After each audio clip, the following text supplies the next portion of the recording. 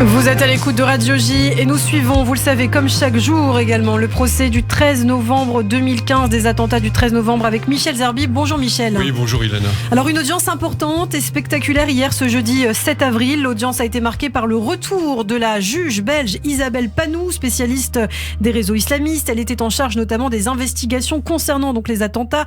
Elle a enquêté sur les agissements de la cellule franco-belge. Et vous allez ce matin nous faire vivre donc ces échanges musclés entre les avocats de la défense et cette magistrate, une femme de conviction connaissant parfaitement son sujet. Oui, on va essayer de faire vivre justement ces moments importants du procès, c'est-à-dire les passes d'armes entre les avocats de la défense notamment et la cour.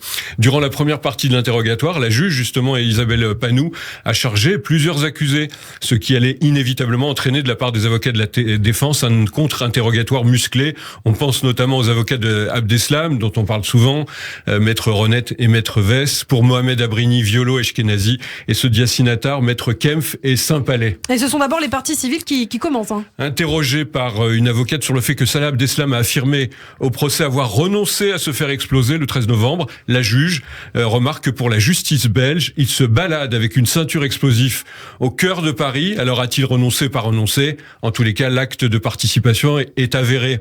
Et puis la magistrate va commenter le voyage jusqu'à Paris de Abrigny dans le convoi des terroristes avant de revenir précipitamment à Bruxelles avant les attaques. Et pour elle, il n'y a pas aussi de suspense. Elle considère qu'il était prêt également à commettre des attentats. Et un focus sur Mohamed Bakali. Il est considéré comme l'un des logisticiens du commando.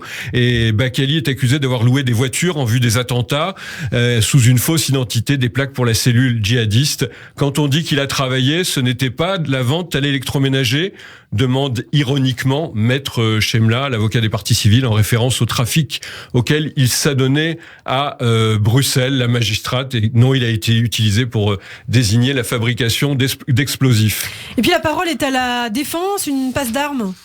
Oui, exactement, Ilana. Confrontation musclée. Judith Lévy, l'avocate, s'étonne de l'exercice auquel on assiste aujourd'hui. J'ai l'impression d'avoir assisté depuis 3 heures à une distribution des bons et des mauvais points, commente d'emblée l'avocate. Elle est la première à poser une question. Celle-ci concerne le rapport de la police, des polices belges sur les failles de l'enquête. Les éléments n'étaient pas puissants en février 2015, avant les attentats. C'est extrêmement facile de refaire l'histoire après coup, a lancé la juge Isabelle Panou. Et puis un accusé va prendre la parole. C'est Carcache. Et il dit « J'étais en pleurs, et même aux urgences juste avant, je ne remets pas en cause le travail de la juge.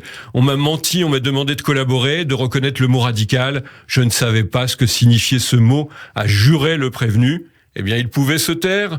Il ne l'a pas fait, en guise de réponse de la juge. » Maître Kempf, aussi on en parle, il va s'adresser à la juge, c'est l'avocat de Yassine Attar, il est incisif et impertinent. Oui, toujours très très incisif avec notamment le président de la Cour. Et lui, il veut insister sur le fait que c'est son client qui a fait cette demande de vérifier ses téléphones pour avoir toutes les informations.